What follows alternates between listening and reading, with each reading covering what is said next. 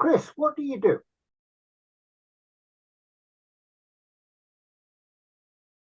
I'm a wildlife control operator. Uh, I own RM Wildlife and Pest Solutions. I'm the vice president of the National Wildlife Control Operators Association and the chair of the advocacy committee. What jobs are there in wildlife management or wildlife control, Chris?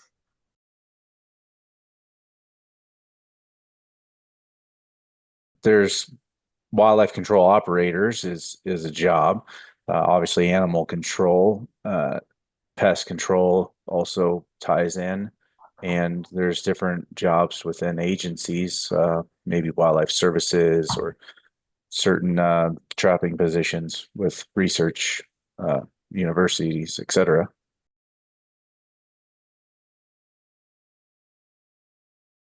Skills do you need to work in this industry, Chris? So useful skills, in my opinion, would be obviously trapping is a useful skill. Many times it can be taught relatively easy. Animal handling is a good skill. The knowledge of biology of the species that you might be handling. Psychology, that one's one that people sometimes don't think about, but like what we do, we deal with the public mostly. And sometimes psychology is part of what we have to deal with, trying to keep people calm or educate them, or sometimes they even have actual mental issues that you have to work through where they believe things exist that don't or whatever. Um, Construction background is huge, and understanding of habitat is also pretty big. We're bigger and more important than the jack of all trades, but like we kind of are jack of all trades in a way. We're not handyman. We're more valuable than even a handyman. What skills do you find that new entrants coming into this industry, Chris, lack?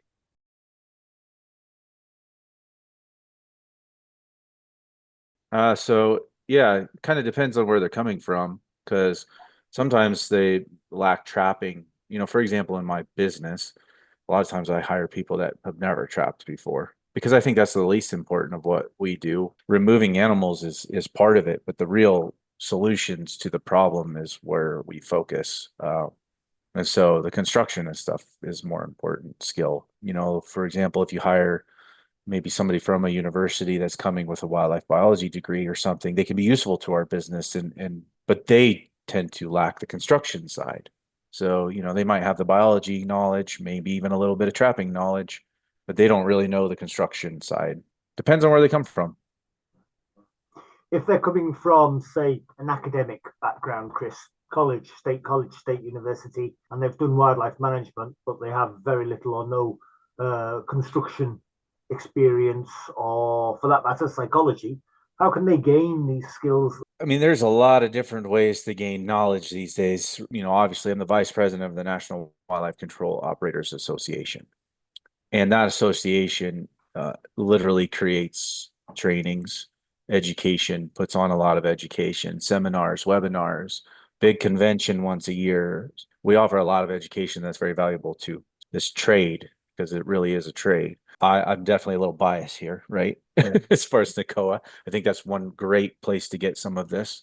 But there's other ways as far as, maybe somebody goes and works with a roofing company or construction company, a framing company, those kind of things they could do potentially as well. Even YouTube and stuff has a lot of good, valuable information out there. You just sometimes have to know how to weed through what's real and what's fake. I'm no longer 25, as you've probably noticed. So 27 or so. Yeah, that's it. Yeah, 27 in a week. Yeah. There's been an awful lot of a move in the last couple of years since COVID to do Mhm. online courses. I'm Mhm. guessing that something like construction, you've got to be there in person. Maybe a little bit, but really the base knowledge can still be done online. Like even NACOA, we have a lot of online courses now available, and COVID really pushed the association to move towards that. There are going to be some hands-on ones that are important. There's classes right now out there teaching people how to bend and cut custom fabricate metal repairs for homes to keep raccoons out, for example. But yes, you need some in-person real life experience bending and cutting and stuff. So it is a blend of both. I think there's stuff that can be learned in construction online. It doesn't all have to be in person. How can somebody choose a good course, Chris? Well, I would start with NACOA first. They're all good courses. I think it would depend on, the angle where you're going. If you're trying to become a wildlife control operator, private entity, private sector, come to work for me, for example, maybe a good place to start would be just reaching out to those companies because they're going to provide you with a lot of this training that you might not have. Like you coming off of academia as wildlife biology or something, that's okay. And we can work with that. It's a great start, but we can provide a lot of that construction stuff. But if you were thinking more along the lines of an animal control industry, maybe some of what I'm saying in construction doesn't really play the same. Like animal control is a little different. They're just called out, collect a dog, collect a this, collect a that. They're not really providing solutions. They're just removing an issue, a current issue. They're more of a band-aid is what I would consider a lot of that. It really depends on where you're going, what your intents are. To get into this trade, Chris, do you need a college degree or can some vocational qualifications serve? I don't think you need a college degree to do a lot of trade stuff, honestly. Many times, people that are most successful in trade work actually are not great at academia.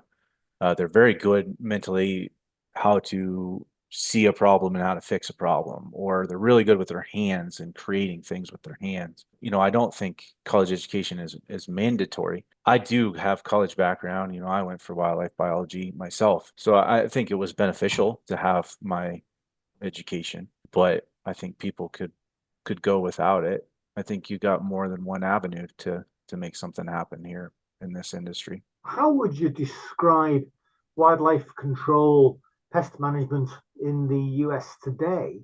And what effect, if any, does politics have?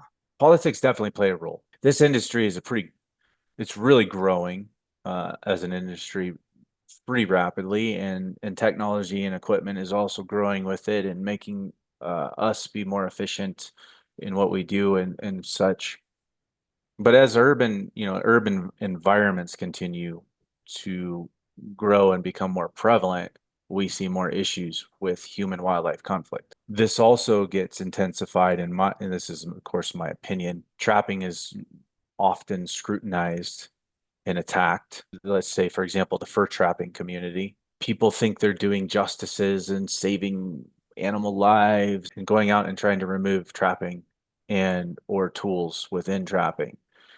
They don't understand that this actually doesn't stop animals from having to die. Animals still will have to die, whether it's because now the population's higher and disease is going to wipe them out, or more automobile accidents, or people like us are now having to go remove more raccoons from houses than we were when there was a whole bunch of fur trappers out there utilizing an animal. There's instances that I can point out where, even hounds, some people are against running hounds on mountain lions or bears. And so they ban those things. And then you start to see progression of mountain lion and bear activity in an urban environment more so than it was happening before. Once again, they don't understand that I'm originally from Oregon and I watched them ban hounds there and baiting of bears.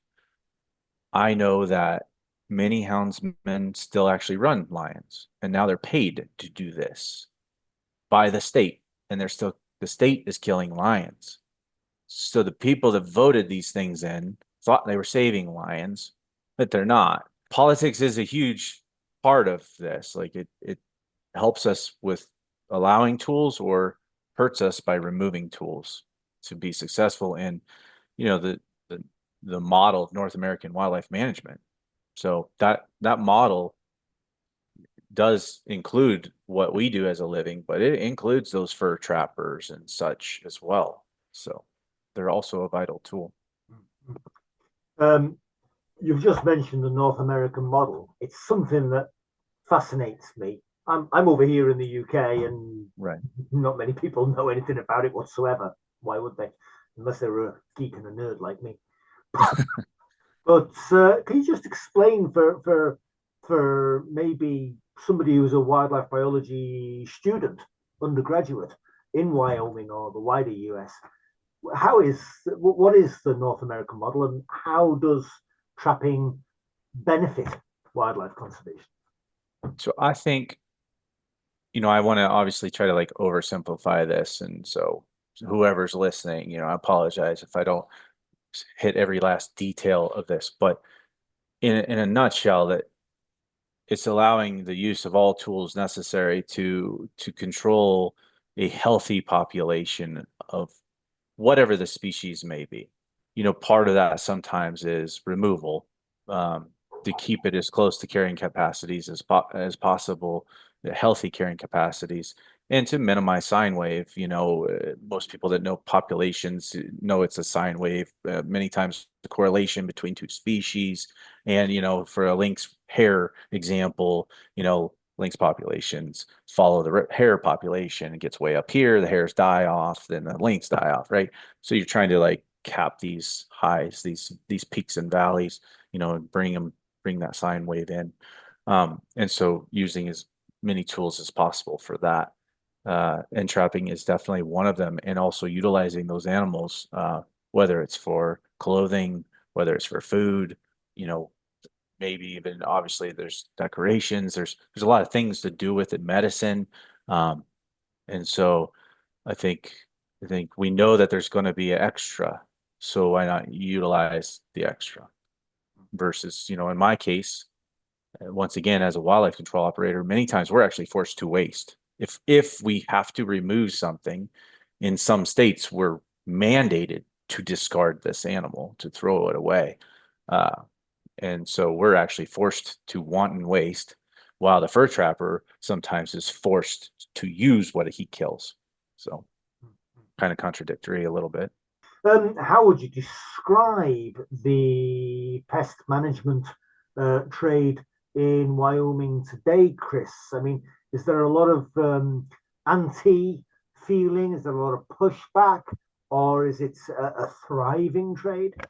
Wyoming is considered the cowboy state, or how the West used to be, kind of thing. So it's a pretty conservative overall belief in the state, but we certainly have areas that have more liberal beliefs as far as this topic goes. And um, but I find like a lot of times there's a lot of people that want like, oh, will you catch this animal and relocate it? First of all, no, no, it's not relocation, that's translocation. Once again, about education, people don't understand the difference, but um, they want you to relocate the animal. So then you have to educate. Well, that doesn't, I mean, we're talking 30 below zero outside right now, 6 feet of snow, and taking it somewhere where it has no home or food. You think that's a good idea? That's a better option than quickly euthanizing an animal, right? So, we have a little bit of that we have to deal with as far as what I call the Disney mentality. But I think it's pretty easy going in Wyoming overall. Some states are worse than others as far as animal rights type extremism. Because I think most of us believe in being good to these animals and doing what's right. And even those who are killing many, many animals in a year, they want it done humanely. So we're all actually animal rights people in a way. It just some are extreme. Yeah. Chris, how did your career develop, please?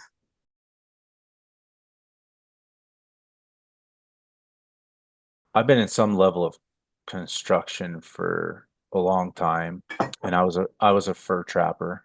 And so, I got to the point at some point in time where people are like, they run into a friend of theirs has a beaver issue or something, and oh, Chris traps. And so started kind of doing these little side trapping gigs. And then I realized this is where I'll, shamelessly plug NACOA again. I really was doing this real basic on the side mostly. And then I was woken by this association and that there's a real trade here.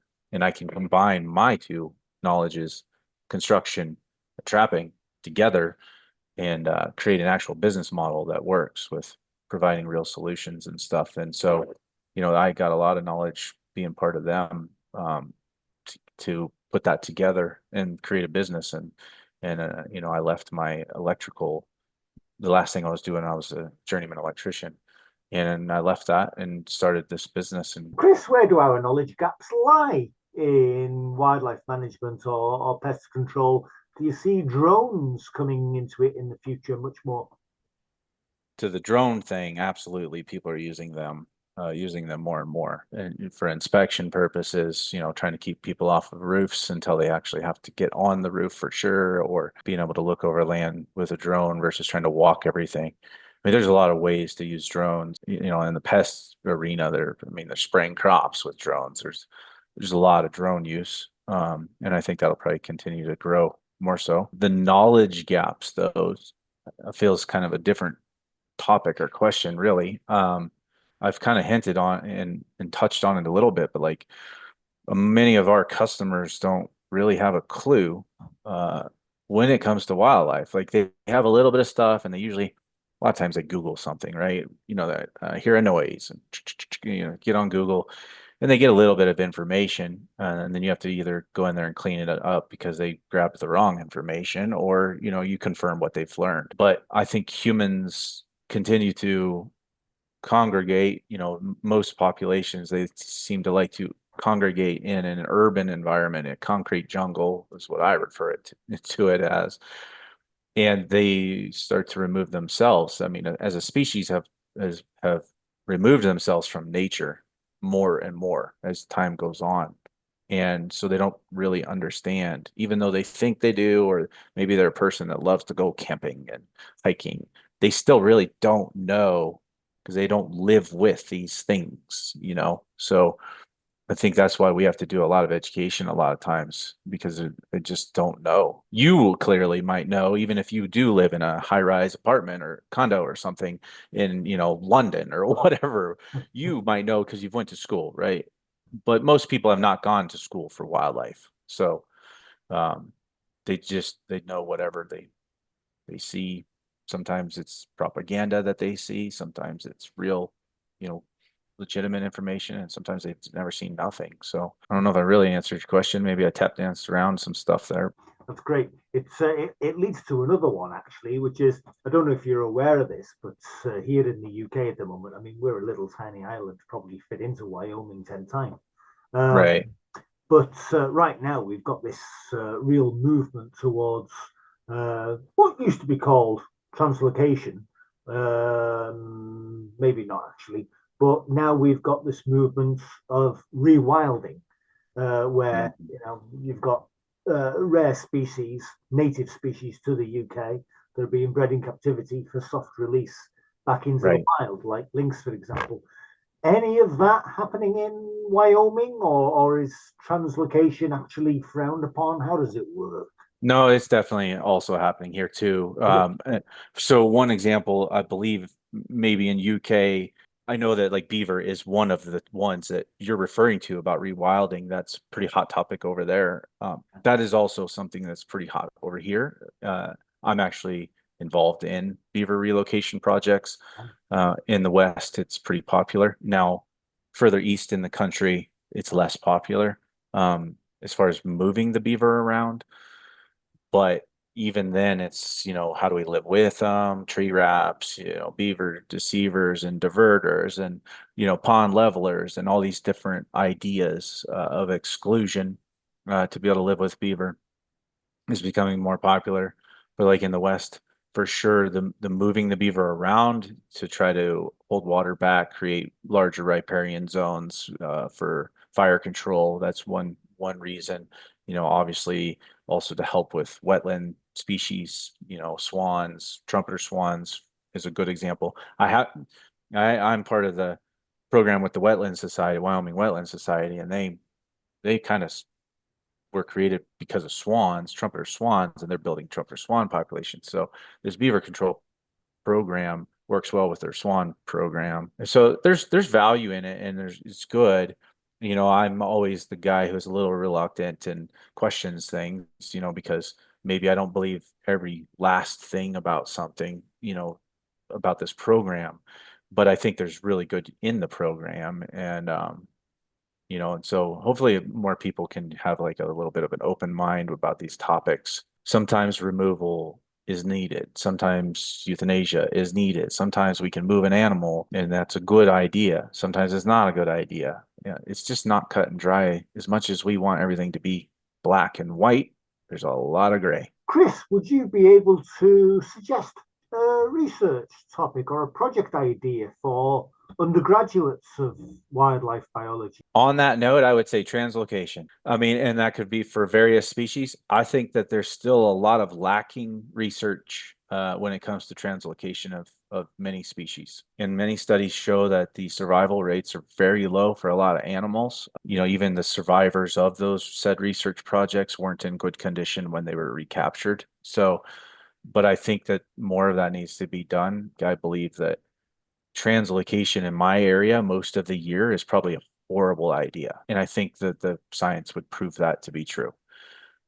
Now, if I go down in southern Florida, it might not be the same result. I think there's a lot of room for research in regards to translocation. Another topic, though, I would throw out there is bats. Like, there's still lots of research available for bats and understanding. We evict a lot of bat colonies in our trade and understanding like what's the average, where do they go, how far do they go, so on and so forth. There's a lot of information that could be collected there. Chris, do you have to deal with any, for want of a better expression, pseudoscience or misconceptions in your day-to-day work? Oh, definitely misconceptions for sure. I mean, like you say, the big one would be the relocation topic. I mean, it's a very large percentage. If we have to trap something, the question is, what do you do with it? And then you say, well, do you want to know the answer? Are you sure you want to ask that question? Kind of thing, like, because I'm going to tell you the truth. And sometimes telling the truth is, yeah, they're being dispatched. I think I think that's the biggest, really the biggest one. It's not all roses, it's not all Disney. You don't take this animal and it's here you go. I mean, educating them, even like zoonotics, people don't know nothing about zoonotics and they don't understand that I could take a raccoon that is appearing to be healthy. It's actually carrying distemper. It's just not showing its signs yet. And I go drop it off somewhere where there's a healthy population of raccoons right now, and it literally spreads distemper in that population and wipes that population out. Nobody thinks about that. That's usually in the reaction a lot of times when I explain these things to clients is what you just did, where you said, wow, like you didn't think about it. Am I saying that raccoon's sick? No, but I don't know if it's sick. That's why I believe in programs, like the beaver thing I was talking about. They are looking for areas that are lacking beaver that could utilize beaver. And although there's still even improvements further yet that they could do, they're attempting to minimize the potential of dropping a beaver somewhere. They're actually very territorial, right? They're very aggressive to each other. And if you dump this beaver into a colony, it could literally, I mean, just get its butt whooped and all kinds of harm done to this animal. So, it's important to make sure you're not doing that to an animal. These are things people just don't think about. I mean, even with a squirrel, I mean, in my opinion, there's a jillion squirrels out there. I don't know that we need to relocate squirrels, but I mean, they're also territorial, right? And you're potentially causing harm to them by dumping them where you think is nice. In amongst the members in your trade, are there anybody who uses falconry techniques to control feral pigeons? Yeah, there's definitely some falconers without a doubt in our trade. Whether it's pigeons or other birds, starlings, et cetera, et cetera. Falcons definitely get used, hawks, et cetera. And also another one is dogs. We've got members even that they run terriers and stuff and send them in to push, say, raccoons out of a ceiling or something. You can put them in pretty small areas.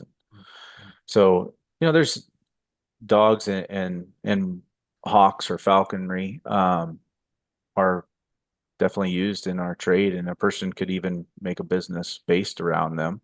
Chris, is there anything you'd like to add? I would just like to say, this trade can be very rewarding. It can be very difficult dealing with raccoon feces or whatever along the way, but it can be exciting and you can really see, the relief on customers' faces can be really rewarding. I urge people to move towards our trade and become a member of ACOA. Chris, can you give your full name, your positions, and the two organizations you're with, please? Yes, I'm an owner of Prestige Furs. So we, doing garments, blankets, etc. Also an owner of RM Wildlife and Pest Solutions, and then the vice president currently of NACOA and the chair of their advocacy committee. So also a member of NPMA, the National Pest Management Association, who we work closely with. Chris, it's been an absolute pleasure. It's been really fascinating. Thank you so much for being on the Practical Animal. Chris Yeah. Lunn. Well, thank you for having me.